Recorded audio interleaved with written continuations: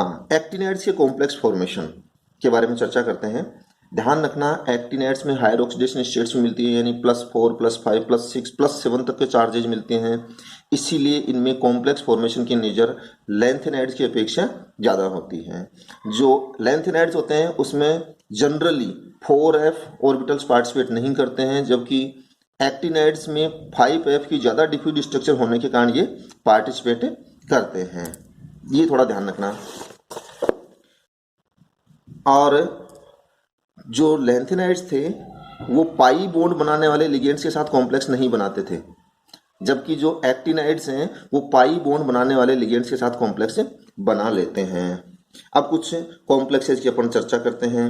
जैसे सबसे पहले ये यहाँ पर सीरियम था लैंथेनाइड्स में, और यहाँ पर अमोनियम, सेरिक अमोनियम नाइट्रेट था।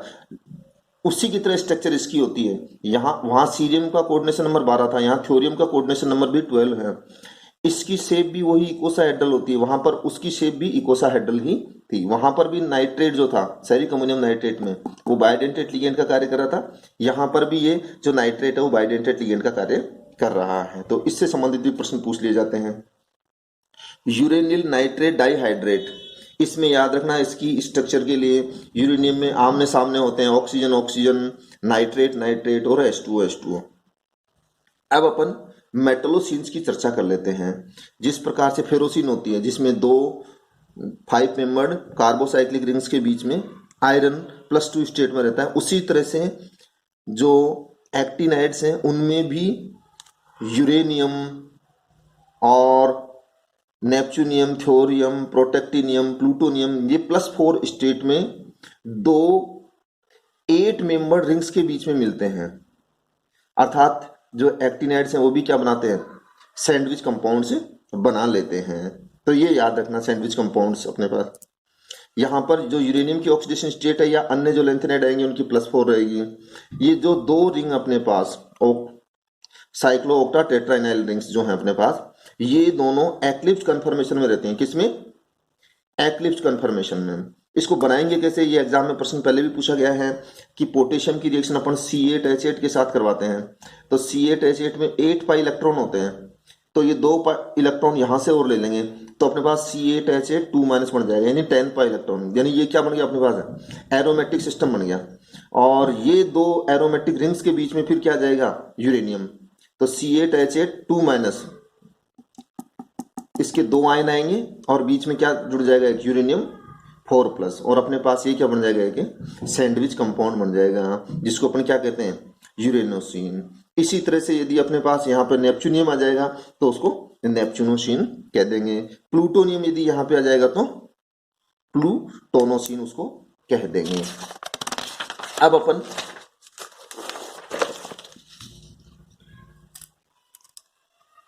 एक्टिनाइड्स के और भी कॉम्प्लेक्स बना सकते हैं, वो जैसा लिगेंड होगा उसके अनुसार कॉम्प्लेक्स बन जाएगा।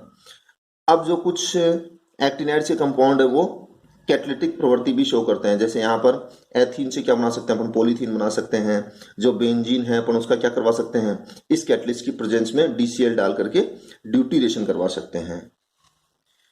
अब अपन बात करेंगे ऑक्सीडेशन प्रॉपर्टीज के बारे में। याद रखना, अगर यूरेनियम के अलावा इन तीनों में +6 चार्ज है तो इनकी ऑक्सीडाइजिंग पावर इसी क्रम में बढ़ती जाती है। क्यों बढ़ती है? क्योंकि नेपच्यूनियम की मोस्ट स्टेबल होती है +5 और यहाँ पर ये किसमें है, +6। तो ये 1 इलेक्ट्रॉन लेने की कोशिश करेगा। इसकी मोस्ट स्टेबल +4 होती है तो ये 2 इलेक्ट्रॉन लेने की कोशिश करेगा। इसकी मोस्ट स्टेबल +3 होती है तो 3 इलेक्ट्रॉन लेने की कोशिश करेगा। और जो जितने ज्यादा इलेक्ट्रॉन लेने की कोशिश करता है इसका मतलब उसकी ऑक्सीडाइजिंग पावर उतनी ही ज्यादा होती है। तो ये क्रम कई बार एग्जाम में पूछ लिया जाता है। ये अपने पास AMO2 है, जहां पर इसकी अमेरिशियम की ऑक्सीडेशन स्टेट कितनी है, +4 है, +6 है। तो ये भी क्या है, स्ट्रॉन्ग ऑक्सीडाइजिंग एजेंट का कार्य करता है, जैसे KMnO4 करता है उसी की तरह अपने पास। ये अपने पास 2 एग्जाम्पल दे रखे हैं जिनको बनाने का मेथड भी दे रखा है। इन दोनों एग्जाम्पल्स में याद रखना, इसमें नेपच्यूनियम और इसमें प्लूटोनियम, इन दोनों के अंदर ही +7 ऑक्सीडेशन स्टेट है। कौन सी ऑक्सीडेशन स्टेट है, नेपच्यूनियम की यहाँ +7 है और प्लूटोनियम की +7 है। आप घर बैठ करके इन दोनों की ऑक्सीडेशन स्टेट निकालना। अब अपन मैग्नेटिक प्रॉपर्टीज के बारे में चर्चा करेंगे। जो एक्टिनाइड्स हैं उसमें मैग्नेटिक प्रॉपर्टीज वैसे ही कैलकुलेट करते हैं जैसे लेंथेनाइड में करते हैं, लेकिन जो प्री एक्टिनाइड्स होते हैं उन प्री एक्टिनाइड्स में ये जो 5f ऑर्बिटल्स होते हैं वो थोड़ा लिगेंड्स के संपर्क में आने के कारण जो ऑर्बिटल मोशन द्वारा उत्पन्न मैग्नेटिक मूवमेंट है वो कुछ हद तक नष्ट कर दिया जाता है। इस कारण जो शुरू वाले अपने पास एक्टिनाइड्स हैं उनके अंदर जो मैग्नेटिक मूवमेंट है वो ऑर्बिटल कंट्रीब्यूशन थोड़ा कम रखता है, यानी उनमें कम ऑर्बिटल कंट्रीब्यूशन रहता है मैग्नेटिक मूवमेंट का, इसलिए मैग्नेटिक मूवमेंट थोड़ा सा डिफर करेगा। लेकिन जो बाद वाले एक्टिनाइड्स हैं उसमें सेम वही पैटर्न चलेगा जैसा कि इसमें चल रहा था अपने पास लेंथेनाइड्स में चल रहा था।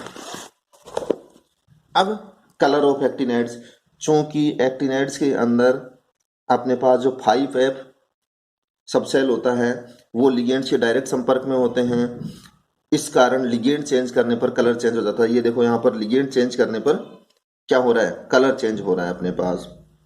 ये देखो यहाँ पर भी लिगेंड चेंज करने पर कलर चेंज हो रहा है। और समान संख्या में अनपेड इलेक्ट्रॉन रखने वालों का कलर भी समान नहीं होगा, क्योंकि लिगेंड के साथ उनका इंटरेक्शन क्या मिलेगा, भिन्न भिन्न मिलेगा अपने को। अब spectral properties of actinides, actinides में भी FF ट्रांजिशन के कारण ही क्या आते हैं अपने पास है, कलर आते हैं और अपने को क्या मिलेंगी, थोड़ी सी शार्प लाइंस मिलेंगी, लेकिन उतनी शार्प नहीं मिलती जितनी लेंथेनाइड्स में मिलती है। क्यों, यहाँ पर लिगेंड्स का इंटरेक्शन थोड़ा सा 5f ऑर्बिटल्स के साथ होने लगता है। कुछ और इंपॉर्टेंट चीजें देख लेते हैं कि प्लूटोनियम के जितने भी आइसोटोप्स हैं वो सभी न्यूक्लियर फ्यूल के रूप में कार्य करते हैं। ये एग्जाम में क्वेश्चन आया हुआ नेट में। THI2 is a good electrical conductor.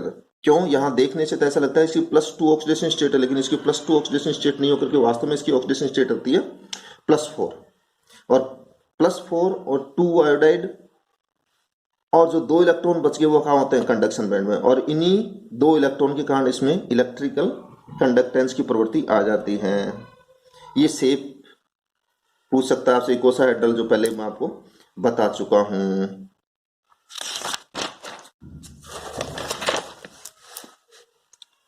अब अपन यूरेनियम की थोड़ी सी केमिस्ट्री देख लेते हैं। तो ये यूरेनियम के ऑक्साइड्स हैं, इनमें आप तो ये पिच ब्लेंड वाला याद रखना, UO2, ये जो ऑक्साइड है यूरेनियम का इसको क्या बोलते हैं, पिच ब्लेंड। ये सभी ऑक्साइड हैं बेसिक नेचर के रहेंगे अपने पास। ये पिच ब्लेंड है, इसका कलर याद रख लेना, ब्राउन ब्लैक। अब जरा इनकी रिएक्शंस को अपन देख लेते हैं। तो UO2 की HF के साथ रिएक्शन क्या है, तो ये बनेगा, फिर ये और टेम्परेचर के हिसाब से अलग अलग प्रोडक्ट दे रखे हैं। ये थोड़ा इंपॉर्टेंट है, UF6 का फॉर्मेशन, क्योंकि जो नेचर में यूरेनियम के आइसोटोप्स मिलते हैं उनका जो सेपरेशन करते हैं, सेपरेशन करते समय जनरली यूरेनियम को UF6 में कन्वर्ट किया जाता है। UF6 अपने आप में व्हाइट कलर की गैस होती है। अब देखो नेचर में जो यूरेनियम के आइसोटोप्स हैं उनकी बात करते हैं। मुख्यतः 2 आइसोटोप मिलते हैं, यूरेनियम 235 और 238। ये जो 235 है जिसका neutron capture cross section area ज्यादा होता है, यानी यही अपने लिए काम का है, जो न्यूक्लियर पावर प्लांट्स हैं उनमें काम में लिया जाता है, उसकी मात्रा 1.1% है। लेकिन जो यूरेनियम 238 है वो भी नेचर में मिलता है, उसकी मात्रा 98.9% है। अब इनको सेपरेट करना बहुत जरूरी है क्योंकि यही अच्छा न्यूक्लियर फ्यूल है। तो इनको सेपरेट करने के लिए कई मेथड्स काम में लिए जाते हैं, जैसे यहाँ पर नाम दे रखा है thermal diffusion, gases diffusion, electromagnetic separation और गैस सेंट्रीफ्यूज। जो ज्यादातर वर्ल्ड में काम में लिया जाता है मेथड, वो अपने पास है डिफ्यूजन वाला मेथड काम में लिया जाता है, गैसेस डिफ्यूजन वाला। क्यों कि जो यूरेनियम है उसको UF6 में कन्वर्ट कर लिया जाता है, ये 235 और 238, और 235 और 238 को फिर अपन गैसेस डिफ्यूजन के द्वारा सेपरेट कर लेंगे। हालांकि ये बिल्कुल तो सेपरेट नहीं हो पाते हैं पूरी तरह से 100% तो, लेकिन फिर भी अपन जो 235 है उसकी मात्रा एक तरह से बढ़ा सकते हैं, और इसी की अपने को आवश्यकता रहती है ज्यादातर। ये थोड़ी हाइड्रोजन के साथ रिएक्शन है कि यूरेनियम की अपन हाइड्रोजन के साथ रिएक्शन करवा सकते हैं रूम टेम्परेचर पे, लेकिन 250 डिग्री सेंटीग्रेड टेम्परेचर कर देंगे तो रिएक्शन हो जाएगी जल्दी से, और अपने को क्या मिलेगा, US3 ब्लैक पाउडर मिलेगा। और ये जो US3 है, जो हाइड्राइड है, वो काफ़ी रिएक्टिव होता है, और यूरेनियम के अन्य कंपाउंड बनाने के लिए भी पहले क्या बना लिया जाता है, US3 बना लिया जाता है। तो देखो ये यूरेनियम से क्या बना लिया अपन ने, US3 बना लिया, फिर US3 को किस में कन्वर्ट कर लिया, UF4 में, और UF4 को किस में कन्वर्ट कर लेंगे, UF6 में कन्वर्ट कर लेंगे।